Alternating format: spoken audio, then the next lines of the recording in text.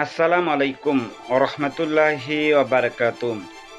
24 update news YouTube চ্যানেলের পক্ষ থেকে সবাইকে স্বাগতম জানাচ্ছি। আশা করছি সবাই ভালো আছেন। এখন যে ভিডিওটা দেখবেন খুবই গুরুত্বপূর্ণ ভিডিও, আশা করছি সম্পূর্ণ ভিডিও দেখবেন। মেজর ডালিম বলছি, শেখ মুজিব ও তার খুনি দুর্নীতিবাজ সরকারকে উৎখাত করা হইয়াছে। তো মারা যায় না। শেখ মুজিবকে হত্যা করা হয়নি, ৭৫ তিনি সেনা অভ্যুত্থানে মারা গেছেন। হঠাৎ করে সাংবাদিক ইলিয়াসের লাইভে এসে এমন দাবি করেছেন মেজর ডালিম। সেনা অভ্যুত্থানে দুই পক্ষের গোলাগুলি হলে সেখানেই মারা যান শেখ মুজিব। পরবর্তীতে বিপ্লবীরা জয়ী হয়ে ক্ষমতা গ্রহণ করে, তবে সেখানে শেখ মুজিবের পক্ষের এবং বিপক্ষের অনেকেই আহত এবং নিহত হয়েছেন বলেও জানান মেজর ডালিম। একটা সেনাপতি মুজিব তো মারা যায় না, মুজিব নিহত হচ্ছে না ঘটাকালে।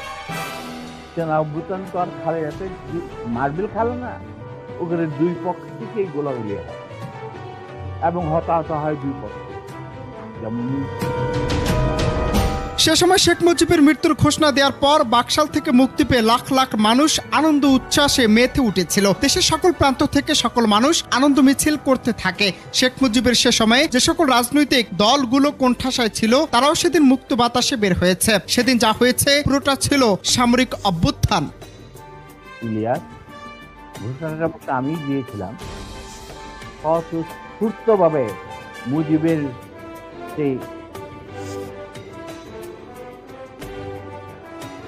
মৃত্যুর খবর জানার পর আর বাচ্চাদের পতনের খবর জানার পর লাখো লাখো লোক, মানে দেশের রাস্তার ঘাট বন শহর। এ সময় মেজর ডালিম আরো বলেন, শেখ মুজিব ভারতের মদদে দেশের পরিস্থিতি যখন খারাপের দিকে নিয়ে যাচ্ছিল তখন সেনা কর্মকর্তারা দেশের সার্বিক পরিস্থিতি নিয়ন্ত্রণে এবং দেশের স্বার্থে একটি সেনা পরিষদ গড়ে তোলে। পরবর্তীতে শেখ মুজিব সেটা আর করতে পারেনি। তখনই মুজিব পক্ষ এবং মুজিব বিপক্ষ দুটি দলে বিভক্ত হয় সেনা কর্মকর্তারা।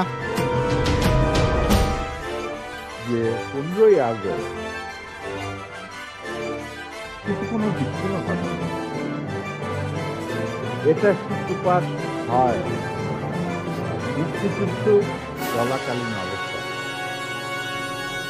আমরা বুঝতে পেরেছিলাম যে বাংলাদেশের মুক্তিযুদ্ধটা অ্যাকচুয়ালি কাদের ইন্টারেস্টে হচ্ছে, থেকে আমাদের ইন্টারেস্টে হচ্ছে যে আমরা আমাদের দেশ যুদ্ধ করে স্বাধীন করব, নাকি এটার পেছনে অন্য কোনো উদ্দেশ্যে কাজ করছে।